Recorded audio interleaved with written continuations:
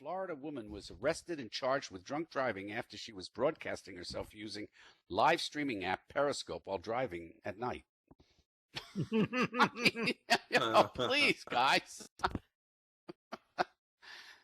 One of these people could be your girlfriend or wife or somebody, right? Anyhow, we've got about a half hour left or so because we're all going to go watch a show, right? Is that the game plan? So let's bring up Why Not. Come on, Why Not? Get up here and let's rock it down. Okay? We aren't going to show it here. We can't show it here, right? It's not going to work to show it here, but if you want to stay here and watch it on your other television screen, you can do that and we can watch it. I'm going to watch it on Hillary's server. It's,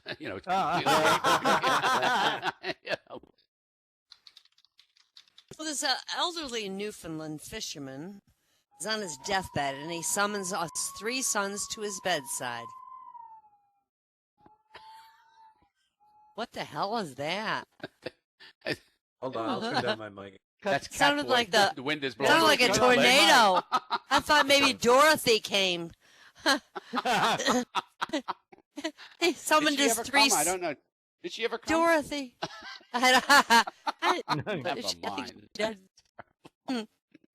So this elderly Newfoundland fisherman on his deathbed calls his 3 sons to his bedside.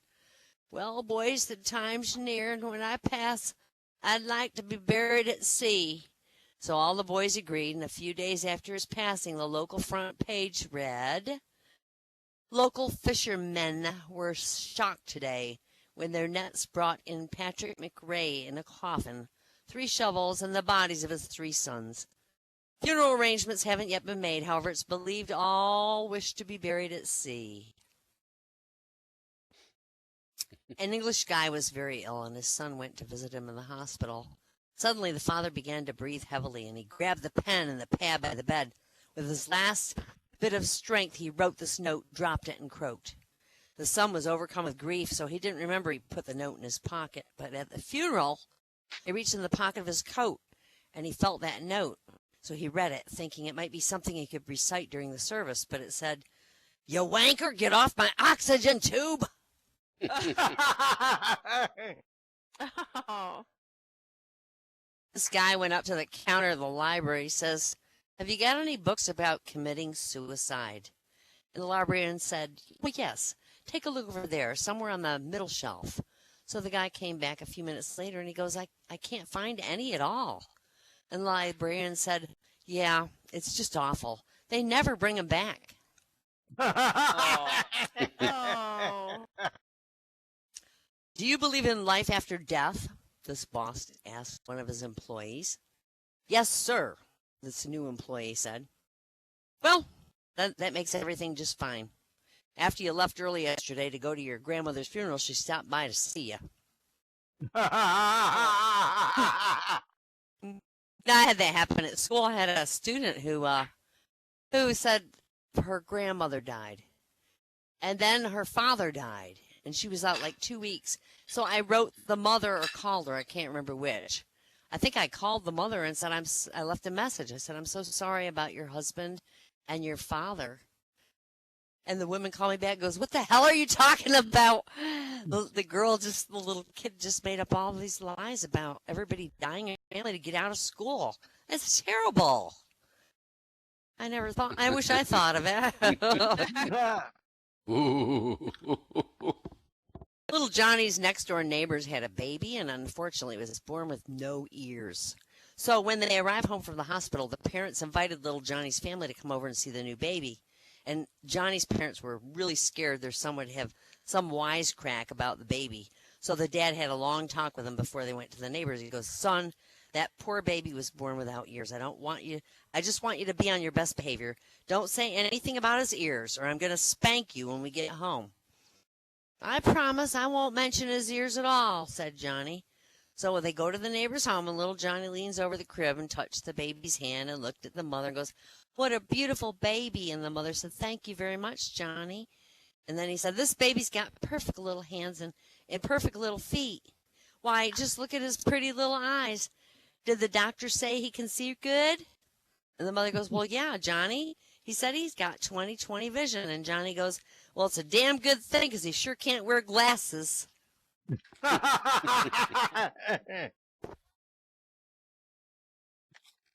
This guy calls up his ex-wife, and he disguises his voice. These were all for C, and he didn't even come, did he? I brought a bunch for C. Anyway, he calls his ex-wife and disguises his voice, and he asks to speak to himself. I'm sorry, he doesn't live here anymore. We are divorced, she says. So the next day he does the same thing and gets the same result. He does it every day for a week, and finally the ex-wife realizes who it is. Look, bozo, we're divorced. Finito. End of story. When are you going to get that through your fat head?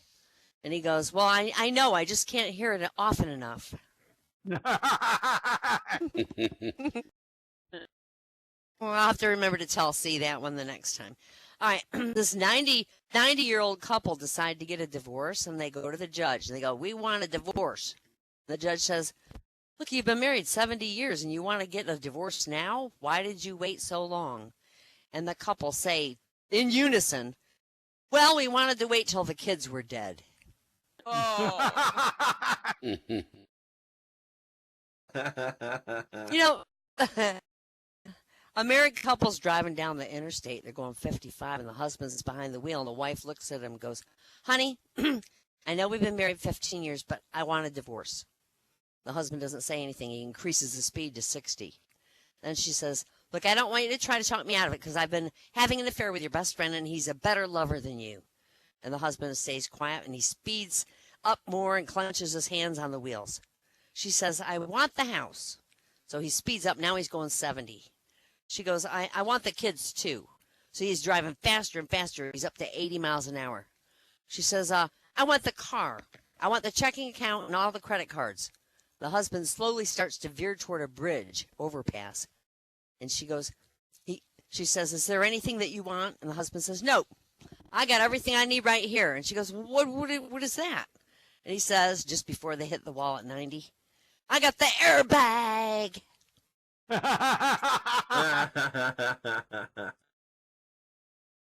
Yeah, my husband and I divorced over religious differences.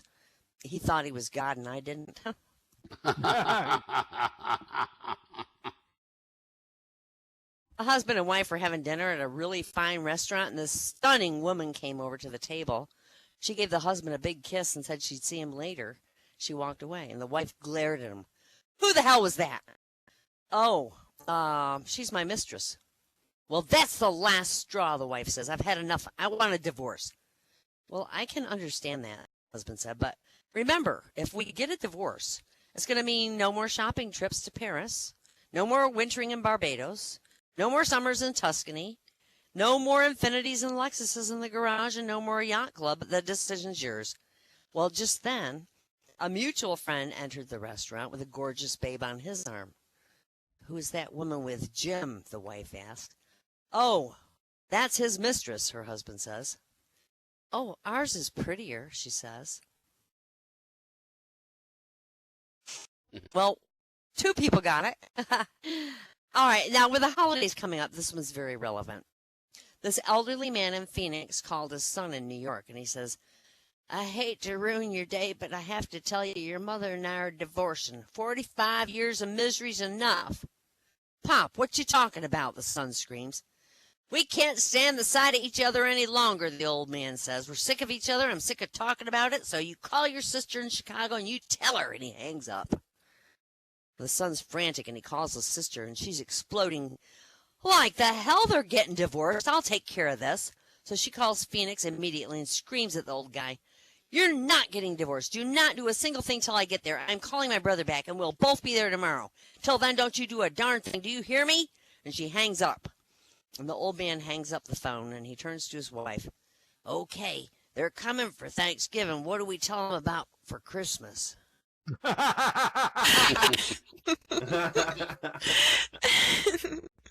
A young man asked an old rich man how he made his money, and the old guy figured his worst. He fingered on his. That's a tornado's coming. He's fingering his worsted wool vest, and he goes, Well, son, it was 1932, the depth of the Great Depression. I was down to my last nickel. I invested that nickel in an apple, and I spent the entire day polishing the apple, and at the end of the day, I sold the apple for 10 cents. Next morning, I invested those 10 cents in 2 apples, and I spent the entire day polishing them, and I sold them at 5 p.m. for 20 cents, and I continued this system for a month, by the end of which I accumulated a fortune of $1.37. Well, is that how you built an empire, the boy asked. Hell no! Then my wife's father died, and she left us $2 million. That's what I want. This motorist driving by a Texas ranch hit and killed a calf that was crossing the road, and the driver went to the owner of the calf and explained what happened and asked what the animal was worth. Well, about $200 today, said the rancher, but in 6 years it would have been worth $900, so $900 is what I'm out. The motorist sat down and wrote out a check and handed it to the farmer. Here, this is a check for $900. It's post-dated for 6 years from now.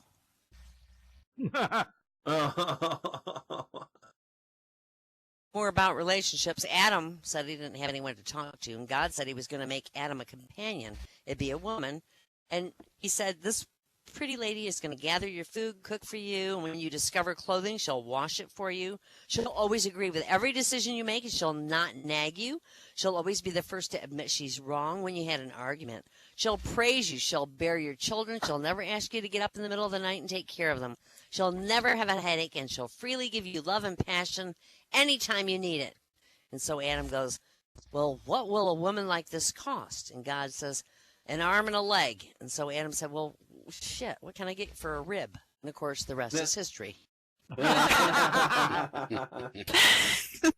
So a man came home from work and he found his 3 children outside in their pajamas playing in mud, empty food boxes, wrappers all over the front yard.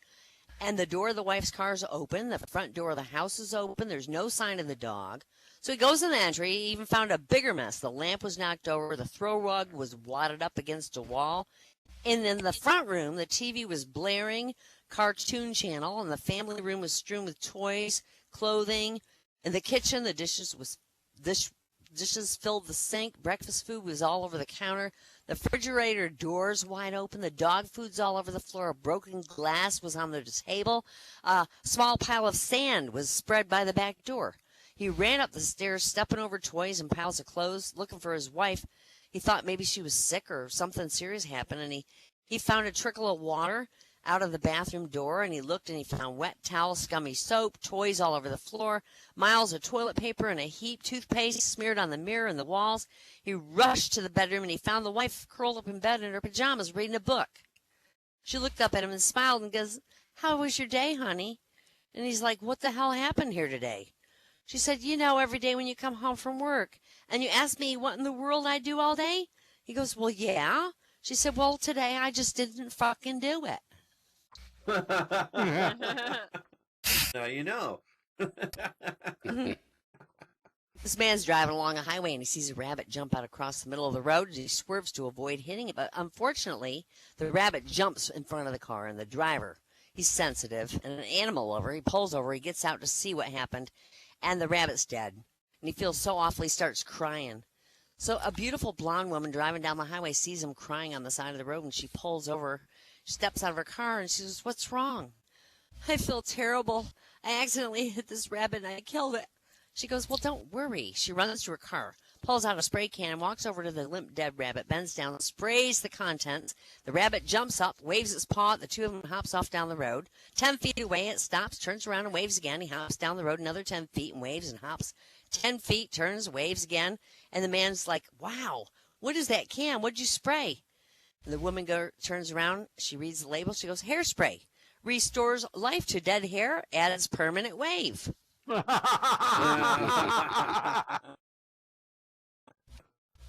that's all I have for tonight, folks. Bravo. Hey, way to go. Fantastic. Yeah. We're still having some fun, aren't we? Yay.